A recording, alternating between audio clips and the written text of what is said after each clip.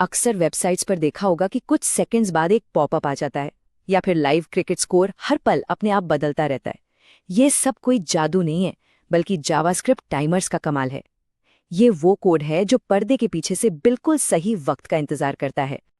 हाँ, वही सारी ऑटोमेटिक चीजें जो वेब को इतना जिंदा, इतना डायनामिक बना देती है।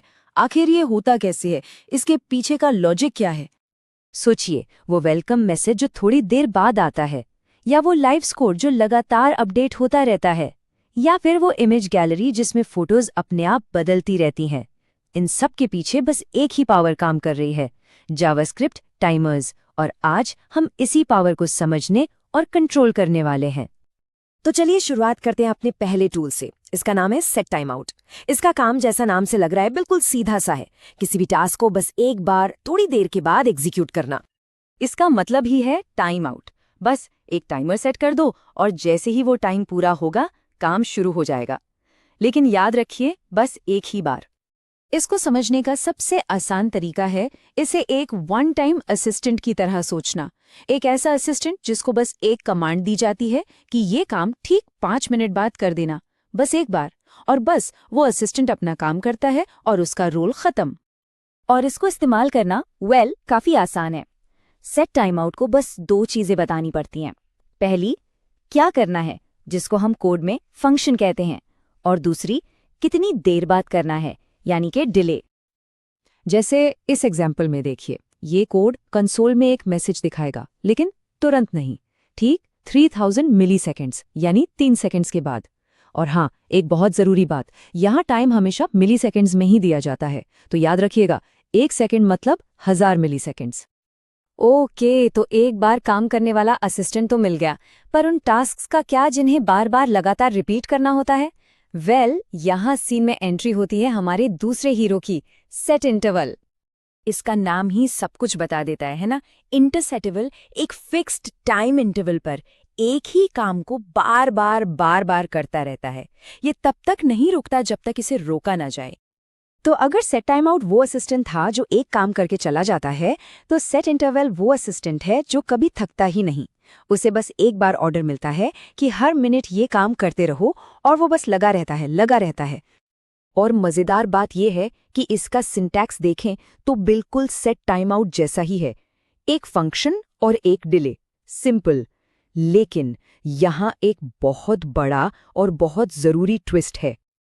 वो ट्विस्ट ये है कि सेट इंटरवल जब चालू होता है तो वो बदले में एक स्पेशल आईडी देता है, और ये आईडी मामूली नहीं है, ये बहुत बहुत जरूरी है। इस आईडी को ऐसे समझिए जैसे ये एक राइड का टिकट है। राइड शुरू तो हो गई, लेकिन अगर उसको रोकना है तो ऑपरेटर को टिकट दिखाना पड़ेगा। ऐसे ही नहीं रुकेगी। बिल्कुल वैसे ही इस लगातार चलने वाले इंटरवल को रोकने के लिए इस आईडी की जरूरत पड़ेगी। तो अब हमारे पास 2 तरह के असिस्टेंट्स हैं, एक वन टाइम वाला और एक जो लगातार काम करता है। अब सवाल ये है कि इन पर कंट्रोल कैसे पाया जाए, क्योंकि आखिर में कंट्रोल ही सब कुछ है। इस टेबल से पूरी कहानी साफ हो जाती है। देखिए, सेट टाइम आउट एक स्प्रिंट की तरह है, एक बार दौड़ा और खत्म। वहीं सेट इंटरवल एक मैराथन है जो चलता रहता है। यूज केस भी अलग हैं। सेट टाइम आउट एक वेलकम मैसेज के लिए अच्छा है, तो सेट इंटरवल एक लाइव क्लॉक के लिए। और सबसे जरूरी बात, इनको रोकने के तरीके। सेट टाइम आउट के लिए है क्लियर टाइम आउट और सेट इंटरवल के लिए है क्लियर इंटरवल। लेकिन इन्हें रोकना इतना जरूरी क्यों है? क्योंकि अगर इन टाइमर्स को ऐसे ही चलता छोड़ दिया जाए ना, तो ये वेबसाइट की परफॉर्मेंस को बिल्कुल बर्बाद कर सकते हैं। मेमोरी लीक्स जैसी सीरियस प्रॉब्लम्स आ सकती हैं। और एक अच्छे डेवलपर की निशानी यही है कि उसे पता होता है कि टाइमर को कब शुरू करना है और उससे भी जरूरी कब रोकना है। और इन्हें कंट्रोल करने का फॉर्मूला बस 2 सिंपल स्टेप्स का है। स्टेप 1, जब भी कोई टाइमर बनाए उससे जो आईडी मिलती है उसको एक वेरिएबल में सेव कर लें। और स्टेप 2, जब उस टाइमर का काम खत्म हो जाए तो उस सेव्ड आईडी को यूज करके सही क्लियर फंक्शन कॉल कर दें। बस इतना ही करना है। तो ठीक है, अब सबसे बड़ा सवाल, अपने काम के लिए सही टूल कैसे चुनें? कब सेट टाइम आउट यूज करना है और कब सेट इंटरवल? इसका जवाब असल में बहुत आसान है।